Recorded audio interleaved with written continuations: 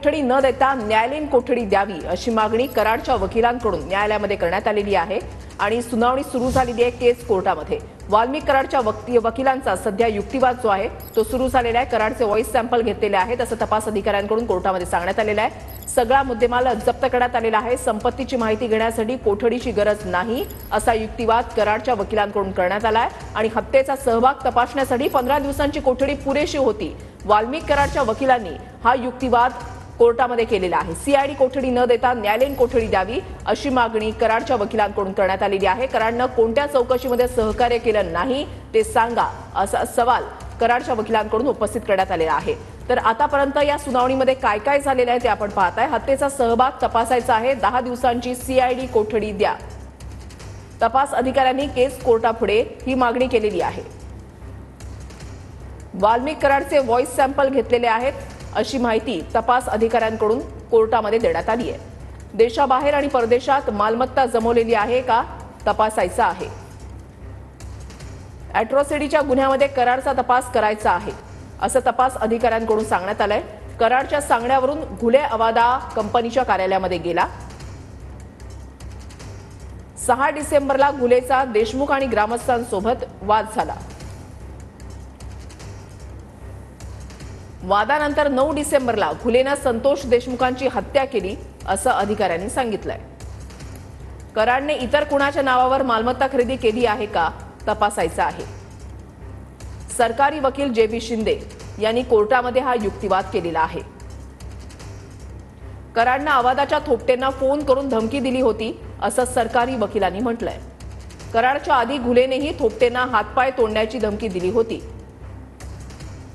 कराडनं थोपटेंकडे पैशांची मागणी केली होती असा युक्तिवाद सरकारी वकिलांकडून करण्यात आलाय। कराडनं दिलेल्या धमकीमुळे अवादाचे थोपटे दहशतीखाली होते। सरकारी वकील जे.बी. शिंदे यांनी कोर्टामध्ये हा युक्तिवाद सध्या केलेला आहे। युक्तिवाद सध्या कोर्टामध्ये सुरू आहे। आतापर्यंत नेमकं कोर्टामध्ये काय काय सुरू आहे, काय काय झालेलं आहे त्याचे प्रत्येक अपडेट्स आपण पाहताय। सरकारी वकिलांनी केस कोर्टाकडे ही महत्त्वपूर्ण मागणी केलेली आहे की कराडला 10 दिवसांची सीआयडी कोठडी द्या अशी मागणी करण्यात आलेली आहे।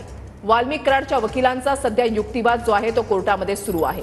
अगदी अर्धा तासापूर्वीच वाल्मिक कराडला सीआयडी पोलीस जे आहे ते केस कोर्टामध्ये घेऊन पोहोचलेले आहेत। युक्तिवाद सुरू झालेला आहे। संपत्तीची माहिती घेण्यासाठी कोठडीची गरज नाही असा युक्तिवाद कराडच्या वकिलांकडून करण्यात आलाय। हत्येचा सहभाग तपासण्यासाठी 15 दिवसांची पोलीस कोठडी ही पुरेशी होती। वाल्मिक कराडच्या वकिलांचा हा युक्तिवाद सध्या कोर्टामध्ये सुरू झालेला आहे।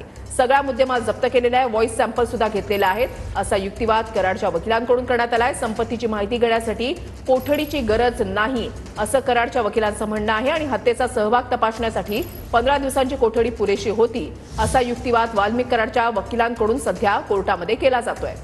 वाल्मिक कराडवर खंडणीचा गुन्हा जो आहे तो दाखल करण्यात आलेला आहे। सीआयडी कडून याचा तपास सुरू आहे तर दुसरीकडे हत्येचा तपास जो आहे तो एसआयटी कडून केला जातोय। संतोष देशमुख यांच्या हत्येप्रकरणी खंडणी आणि खुनाचा गुन्हा, तर या अनुषंगानं विविध पथकांचा तपास जो आहे तो सुरू झालेला आहे। पुन्हा एकदा जाऊया सागर सुरवसे यांच्याकडे। सागर, सध्याचे अपडेट्स।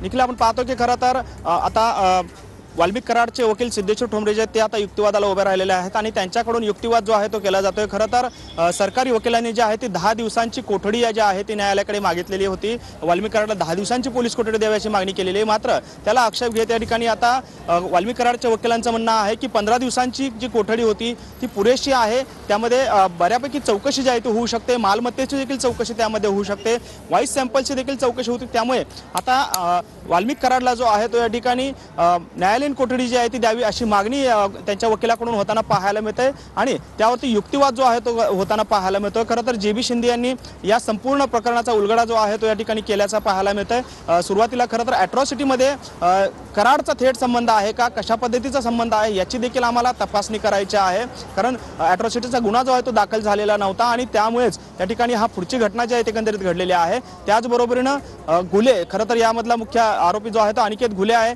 आणि त्याच्या संदर्भात त्याने गावकऱ्यांना देखील धमकी दिलेली होती आणि त्याच पार्श्वभूमीवरती थेट कराडशी त्याचा संपर्क होता का, कराडचा आणि त्याचा काय नक्की संबंध आहे यासाठीच या ठिकाणी वाल्मिक कराडची 10 दिवसांची पोलीस कोठडी आता या ठिकाणी वकिलांनी त्यांनी मागितलेली आपल्याला पाहायला मिळते। मात्र त्याला कुठेतरी आक्षेप जो आहे तो त्यांच्या वकिलांनी घेतलेला आहे, कारण गेल्या 14 दिवसांपासून जे आहे त्या ठिकाणी वाल्मिक कराड केज कोर्टाकडे पोलिसांकडे आपल्याला असल्याचं सीआयडी कस्टडीमध्ये असल्याचं आपल्याला पाहायला मिळतंय। त्यामुळेच या ठिकाणी त्याला आता पोलीस कोठडी किंवा सीआयडी कोठडीची गरज नाहीये असा युक्तिवाद जो आहे तो त्यांच्या वकिलांनी मांडलेला आपल्याला पाहायला मिळतोय। नक्कीच धन्यवाद सागर, दिलेल्या सविस्तर माहितीसाठी। अपडेट सातत्याने तुमच्याकडून जाणून घेणार आहोत।